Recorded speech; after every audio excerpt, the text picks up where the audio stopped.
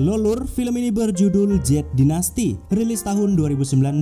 Sebuah film yang pastinya datang dari Cina, genrenya laga fantasi. Menceritakan tentang seorang pemuda miskin dari desa yang tiba-tiba mendapatkan kekuatan super dahsyat setelah ia tidak sengaja menemukan tongkat kayu di sebuah hutan. Yang mana selama ini pemuda tersebut tidak kunjung menguasai ilmu kungfu apapun, padahal sudah berlatih selama 10 tahun lamanya. Dan seseru apa sih ceritanya?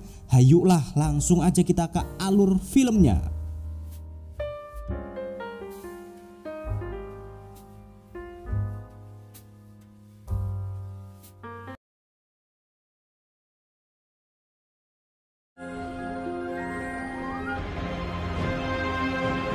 Film dimulai dengan beberapa murid dari perguruan King Yun di puncak Daju yang sedang berlatih untuk memaksimalkan ilmu bela diri mereka. Dimana di dunia ini ada 7 puncak perguruan yang memimpin seni ilmu bela diri untuk keseimbangan alam semesta. Di antaranya adalah mereka dari puncak Daju. Namun di antara para murid yang sudah mulai mahir, ada seorang pemuda yang sudah berlatih selama 10 tahun di puncak Daju. Sampai saat ini ia tidak bisa menguasai satu jurus pun, bahkan tidak bisa ilmu bela diri sama sekali. Dia bernama Zhang Xiaofan, dan karena Xiaofan tidak bisa menguasai ilmu bela diri apapun, terpaksa ia hanya bisa menjadi seorang koki di puncak Daju.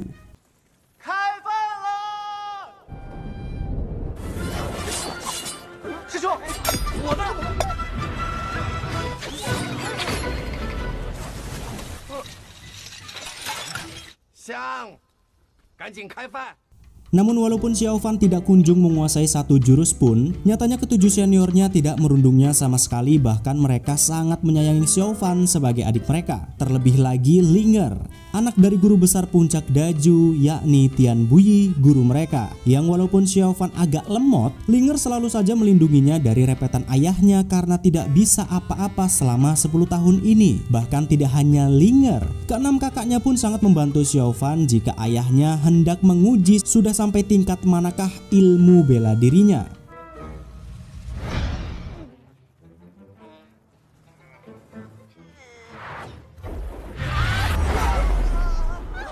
Dan ternyata alasan Xiaofan tidak bisa menguasai satu jurus pun selama 1 dekade ini bukan karena dia malas atau yang lainnya. Karena sebetulnya Xiaofan sendiri setiap hari selalu berlatih dengan Linger. Namun di setiap kali latihannya, energi Ki Xiaofan selalu terganggu oleh kalung yang ia kenakan. Belum diketahui kenapa kalung itu selalu mengganggu aliran Ki-nya. Yang jelas, Xiaofan terus berlatih setiap hari agar bisa menjadi ahli bela diri yang hebat seperti kakak-kakaknya. 放开心念，心智，已经整整10年了。 Setelah selesai berlatih dengan Linger, mereka pun pergi ke sebuah desa yang sudah tampak luluh lantah akibat sebuah serangan. Ternyata desa ini dahulunya adalah tempat tinggal Xiaofan dan keluarganya. Pada hari itu saat Xiaofan masih kecil, ia dan kakaknya yang bernama Jingyu menyaksikan desanya hancur luluh lantah akibat serangan dari seorang ahli bela diri dari kultus iblis yang sedang bertarung dengan seorang biksu Tianyin. Di mana pertarungan itu disebabkan karena kultus iblis yang menginginkan sebuah batu manik. Entah manik apa yang sebenarnya dicari. Namun karena sang biksu tidak mau menyerahkannya, terpaksa pendekar dari kultus iblis pun meluluh lantahkan desa tersebut.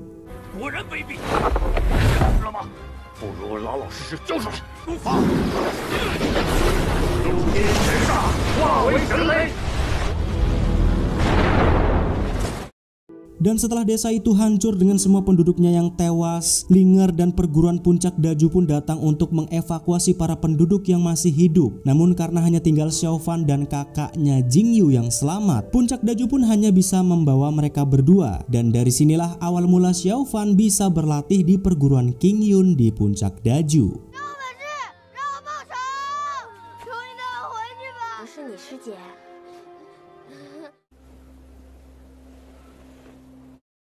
Beberapa hari kemudian, para master dari ketujuh puncak pun berkumpul untuk membahas masalah turnamen bela diri yang akan diadakan sebentar lagi. Ternyata setiap 60 tahun sekali semua perguruan akan mengutus beberapa murid terbaik mereka untuk mengikuti turnamen tersebut demi menentukan siapakah puncak terbaik dan bisa menjadi pemimpin selanjutnya di perguruan King Yun.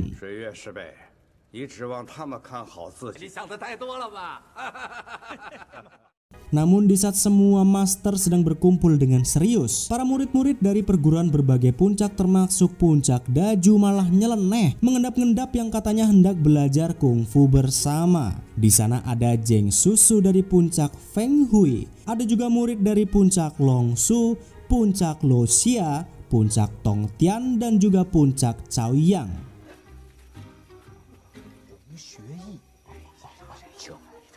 Namun ternyata kedatangan mereka bukanlah benar-benar untuk belajar kungfu, melainkan mereka mengendap-endap karena hendak mengintip puncak Xiaoju yang saat itu sedang berlatih, atau tepatnya hendak mengintip Lu Xue, seorang murid yang sangat cantik dan juga berbakat dari puncak Xiaoju. Namun sialnya saat mereka semua hendak mengintip, dari ke-6 puncak malah hanya Xiao Fan yang disalahkan karena tidak sengaja terdorong saat hendak mengendap-endap.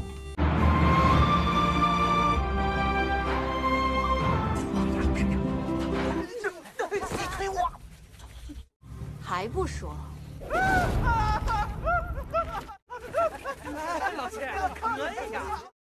Setelah kepergok mengintip, Xiao Fan yang jadi kambing hitam pun kembali ke puncak Daju dengan tubuhnya yang gatal-gatal karena diberi hukuman oleh Lu Xie dengan menabur semut gatal di sekujur tubuhnya. Keenam kakaknya pun panik sambil membantu menghilangkan semut tersebut sampai direbus biar semutnya hilang lur. Namun karena tidak berhasil, Linger pun membawakan obat khusus untuk Xiao Fan agar semut-semut gatal itu bisa hilang. Dan karena memang Xiao Fan sendiri menyukai Linger, saat diobati Xiao Fan malah salah kaprah, dikira Linger hendak mencipoknya.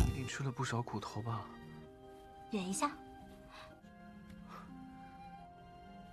哎，啊，好险啊！ Setelah beberapa hari berlalu, Xiao Fan pun melanjutkan latihannya agar bisa mengikuti turnamen bela diri yang akan diadakan. Dengan bantuan Linger yang waktu lalu memberikan sebuah kitab rahasia agar cepat menguasai Qi, Xiao Fan pun berlatih sekeras mungkin untuk bisa menguasainya. Namun tetap saja seberapa keras pun Xiao Fan berlatih, kalung yang ia kenakan selalu saja mengganggu aliran Qi-nya dan membuatnya gagal menyimbangkan Qi di dalam tubuhnya. Yang ternyata kalung tersebut adalah batu manik yang diberikan oleh si biksu Tianyin yang gagal direbut oleh kultus iblis.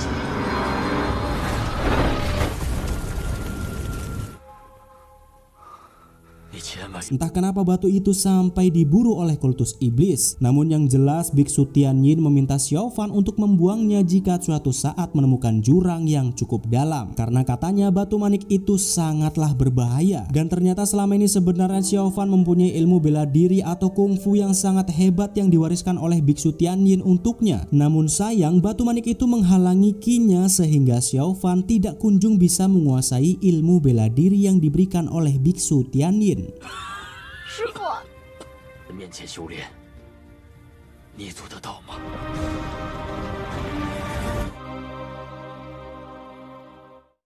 Setelah bertahun-tahun lamanya, Xiao Fan pun memutuskan untuk membuang batu manik itu ke jurang sesuai perintah biksu Tianyin. Namun saat hendak membuang batu manik tersebut, tiba-tiba ada ketek yang mengganggu dan meminta batu itu agar diberikan kepadanya. Dan karena Xiao Fan tidak ingin batu manik tersebut dipegang oleh seekor ketek, ya tentu Xiao Fan pun langsung membuangnya. Namun ternyata si ketek malah bandel dan berusaha merebut batu itu dari tangannya.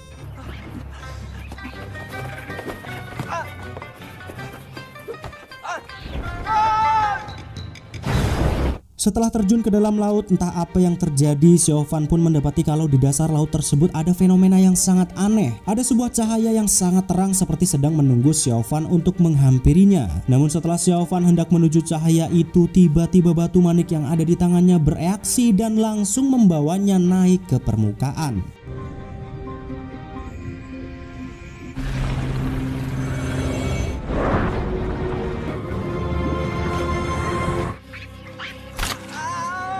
Namun setelah naik ke permukaan, si ketek yang menggigit tangannya tiba-tiba darah dari bekas gigitan itu pun terserap ke batu manik dan mengeluarkan kekuatan yang sangat dahsyat. Bahkan tidak hanya itu, tiba-tiba dari dasar lautan muncullah sebatang tongkat kayu dan entah kenapa bisa langsung bersatu dengan batu manik milik Xiao Fan. Dan ternyata batu manik tersebut adalah manik penghisap darah yang selama ini dicari-cari oleh kultus iblis. Sedangkan tongkat kayu itu disebut sebagai tongkat pengejar sukma, yakni senjata legendaris legendaris yang selama ini menghilang. Dan dengan bersatunya kedua pusaka legendaris tersebut, maka dunia pun mulai terguncang.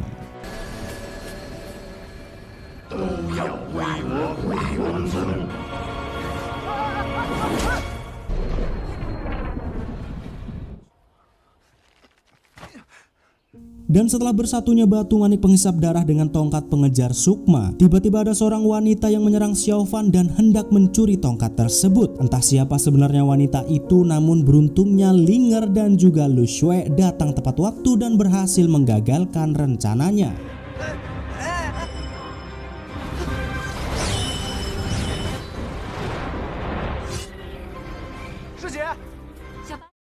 Namun di malam harinya ternyata wanita yang hendak mencuri tongkat tersebut masih tidak menyerah dan mencoba mencurinya saat Xiao Fan sedang tertidur. Si ketek yang saat itu jadi piaraan Xiao Fan pun hanya bisa melongo bersama si asu saat wanita itu hendak mencuri tongkat tersebut. Karena usahanya untuk mencuri tongkat itu nyatanya tidaklah mudah, karena rupa-rupanya tongkat itu sendiri bisa melawan saat hendak dicuri.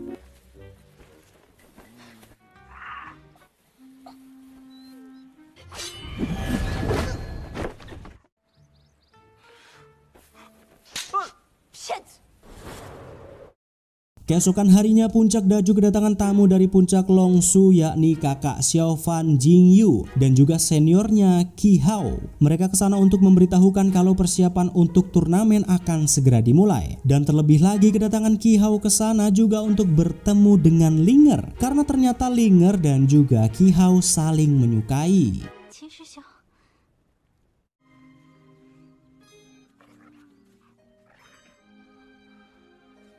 Setelah mengetahui kalau Linger ternyata menyukai orang lain, Xiao Fan yang sangat patah hati pun meluapkan emosinya dan berteriak di atas bukit biar plong hatinya. Namun ternyata teriakannya yang begitu keras malah terdengar oleh semua orang yang ada di sekitar bukit dan langsung mengejarnya. Tapi ternyata orang-orang tersebut bukanlah mengejar Xiao Fan, melainkan mengejar wanita yang selama ini hendak mencuri tongkat miliknya. Dan karena sudah terpojok, mereka pun berlari ke sebuah gua agar orang-orang itu tidak bisa menemukan mereka.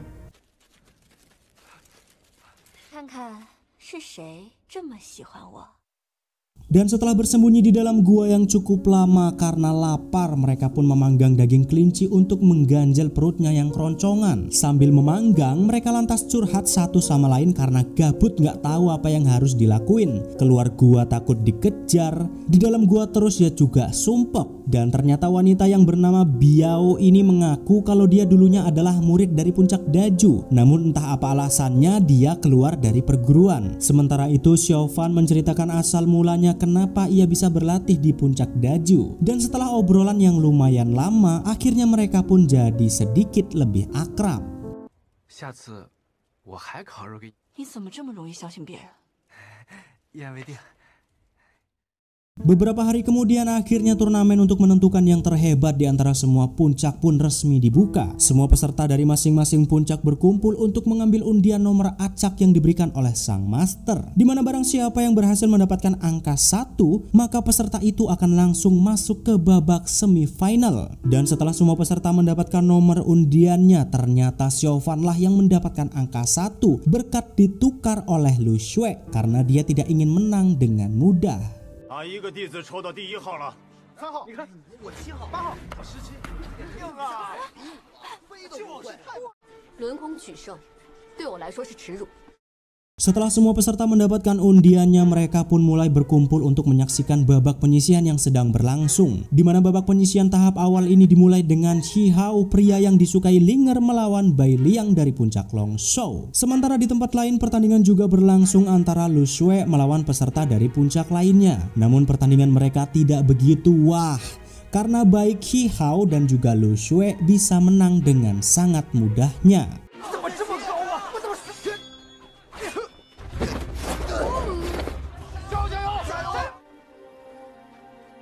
剑还没出鞘，比赛就结束了。淘汰31人，明日第2轮对战。Dan setelah babak penyisian berakhir, kini giliran Xiaofan yang harus bertanding melawan salah satu murid dari puncak Chaoyang, yakni Chu Yuhong. Namun tragisnya saat Xiaofan hendak bertanding, para kakak-kakak seperguruannya malah kabur, lebih memilih melihat pertandingan Linger ketimbang menyemangatinya. Dan pertandingannya pun hanya dilihat oleh satu penonton saja, yakni Zheng Susu dari puncak Feng Hui. Namun siapa sangka saat semua mengira kalau Xiaofan akan kalah, ternyata dia malah bisa menang hanya dengan sekali pukul. 张小凡，加油！向楚师兄请教，小心我乾坤无敌！我们速战速决吧！你真是大智若愚啊！ Keesokan harinya pertandingan semifinal pun dimulai dengan Xiaofan melawan kakaknya Jingyu dan Linger melawan Lu Xue. Namun karena semua orang mengira kalau kemenangan di hari pertama Xiaofan hanyalah hoki belaka, Jingyu sebagai kakaknya pun mengatakan kalau dia akan dengan lembut menyerang Xiaofan agar ia tidak terlalu malu jika kalah. Tapi ternyata setelah duel dimulai, Jingyu dan semua penonton pun dibuat terheran-heran karena kungfu Xiaofan nyatanya terlihat begitu hebat, bahkan levelnya sudah berada di atas mereka.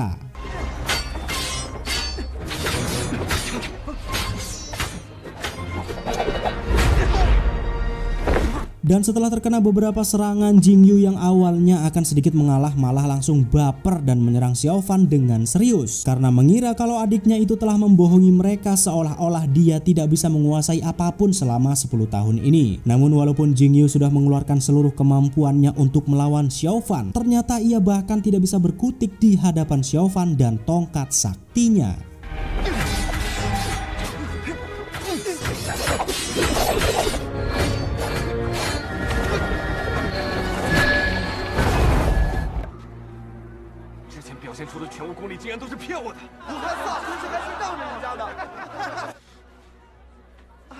Setelah mengalahkan kakaknya, Jingyu bukannya senang, Xiaofan malah merasa bersalah karena walaupun menang, ia malah harus bertengkar dengan kakaknya. Dan karena Xiaofan merasa tidak ada gunanya menjadi hebat jika harus bermusuhan dengan orang lain, ia pun memutuskan untuk membuang si tongkat sakti ke dalam jurang dan tidak ingin lagi berjumpa dengannya.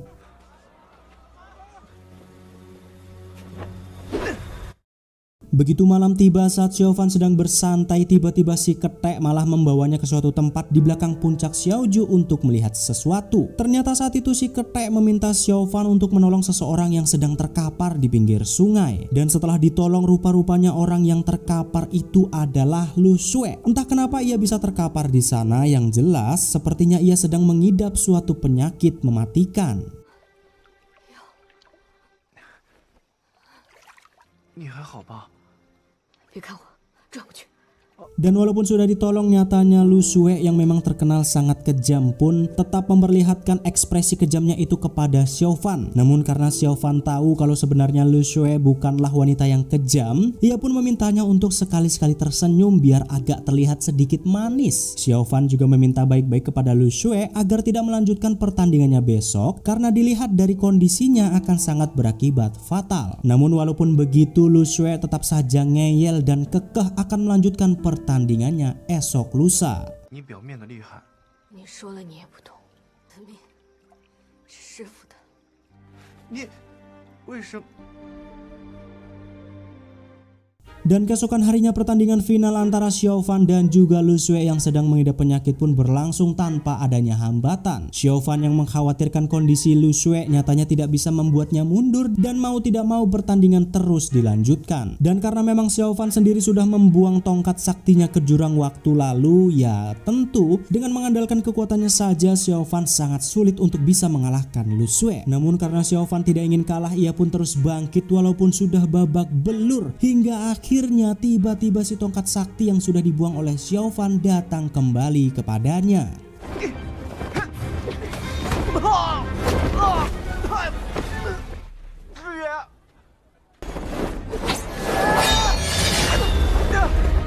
Setelah tongkat tersebut datang secara tiba-tiba di hadapan semua orang, para Master King Yun pun menyadari kalau tongkat yang dimiliki oleh Xiao Fan sepertinya memiliki kekuatan yang sangat dahsyat. Dan yang setelah mendapatkan kembali tongkatnya, Lu Xue yang awalnya memimpin pertandingan pun harus dibuat kerepotan melawannya. Namun saat Xiao Fan sudah hampir saja bisa memenangkan pertandingan, ia malah mengurungkan niatannya karena melihat kondisi Lu Xue yang sudah semakin kritis.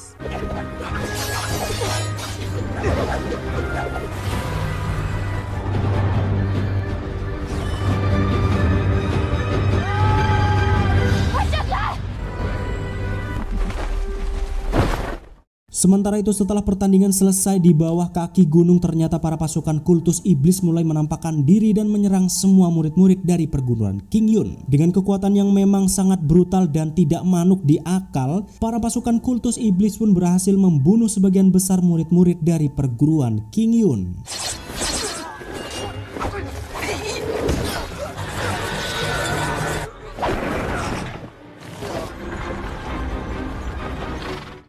Sementara di tempat lain ternyata Xiao Fan yang tiba-tiba bisa mempunyai dan menguasai kungfu yang sangat hebat pun diselidiki oleh para master karena mengira kalau Xiao Fan adalah salah satu murid dari kultus iblis. Namun setelah diperiksa ternyata para master mengetahui kalau kungfu iblis bukan berasal dari dirinya, melainkan dari tongkat saktinya. Mengira kalau Xiao Fan mungkin saja memang ada kaitannya dengan kultus iblis, para master pun memutuskan untuk segera membunuhnya. Namun saat Xiao Fan sedang dijaga untuk dibunuh keesokan harinya, karena hari itu mereka harus mengatasi kultus iblis yang sudah masuk ke wilayah King Yun, tiba-tiba Biao yang entah datang dari mana berhasil naik ke atas gunung dan berusaha menyelamatkan Xiao Fan.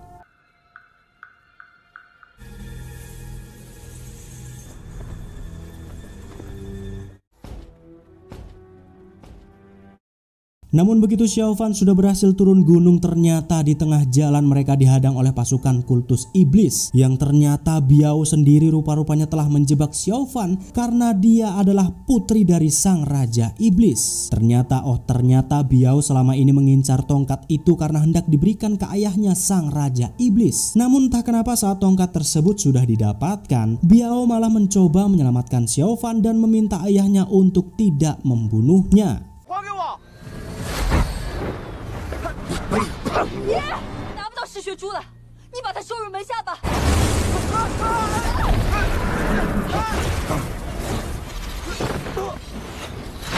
Dan setelah Raja Iblis muncul di kaki gunung, para master dan semua murid perguruan King Yun pun mulai mengepung mereka dengan jumlah ribuan pasukan. Xiao Fan yang hanya bisa terdiam pun mau tidak mau menyaksikan Linger dan juga Lu Xue menyerang Biao yang padahal dia ingin menyelamatkannya. Namun walaupun dengan jumlah ribuan orang mengepung mereka, nyatanya sang Raja Iblis memang sangatlah kuat dan tidak mudah untuk dikalahkan begitu saja.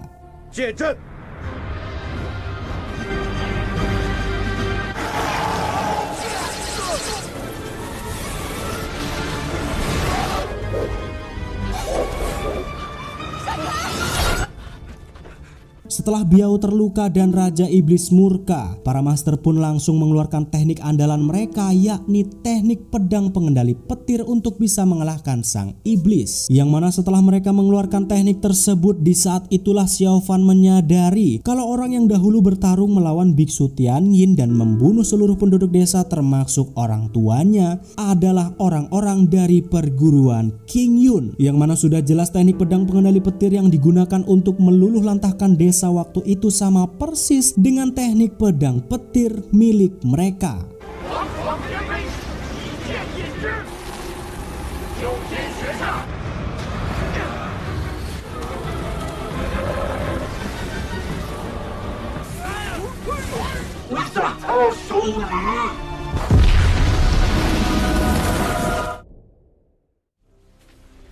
Dan setelah Xiao Fan menyerap energi Raja Iblis, ki yang ada di dalam tubuhnya pun jadi rusak karena Xiao Fan kini menggabungkan 3 teknik kungfu di dalam dirinya. Ilmu yang diwariskan oleh Biksu Tianyin, teknik dari puncak Daju, dan juga teknik sang Raja Iblis yang baru saja ia serap. Dan dengan bergabungnya ketiga teknik tersebut, Xiao Fan pun dipastikan akan menjadi Raja Iblis selanjutnya. Bahkan akan jauh lebih kuat karena memiliki tongkat pusaka di tangannya. Bahkan setelah kesadarannya mulai hilang, Xiao Fan pun membabi buta menyerang para master dari perguruan Qingyun karena mengetahui salah satu dari mereka lah yang telah membunuh kedua orang tuanya. Dengan kekuatan yang sekarang ia miliki, tentu para master pun tidak sanggup untuk melawan Xiao Fan dan harus terkapar tak berdaya dan bahkan hampir saja membunuh Linger.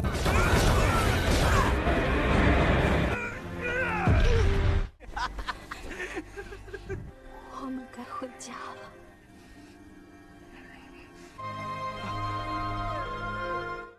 Setelah hampir membunuh para master dan juga Linger, Xiao Fan pun menyerahkan nyawanya kepada Lu Xue agar dirinya dan kekuatannya tidak menjadi ancaman bagi seluruh dunia. Namun saat Lu Xue menghunuskan pedangnya, tiba-tiba saudara seperguruan Xiao Fan melindunginya dan meminta Lu Xue untuk melepaskannya. Begitu juga dengan sang guru Tian Buyi. Ia juga menghentikan serangan Lu Xue dan meminta agar ia melepaskan Xiao Fan.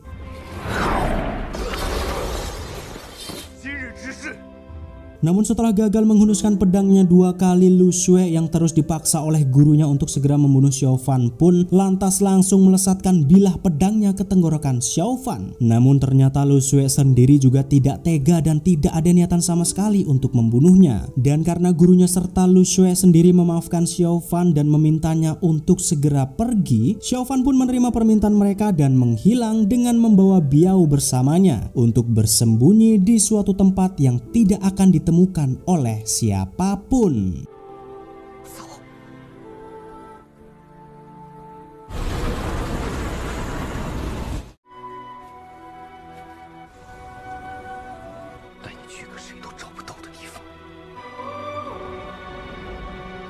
Tamat. Itulah dia Jack Dynasty. Ya walaupun sebenarnya aku nggak suka-suka banget sama film Cina, tapi ternyata setelah nonton genre kungfuan Cina gini kok oke juga ya lur. Mungkin lain kali tak cari lagi lah yang model-modelnya persis kayak gini. Seru rupanya. Dan ya udahlah, segitu aja dulu rangkuman kita kali ini. Kalau kalian suka silahkan like dan subrek. Kalau nggak suka ya mohon maaf. Cuman bisa beginilah aku nge-reviewnya. Jadi ya apa ya? Ya sudahlah, sampai jumpa di alur film selanjutnya. Arigato gozaimashita dan ciao.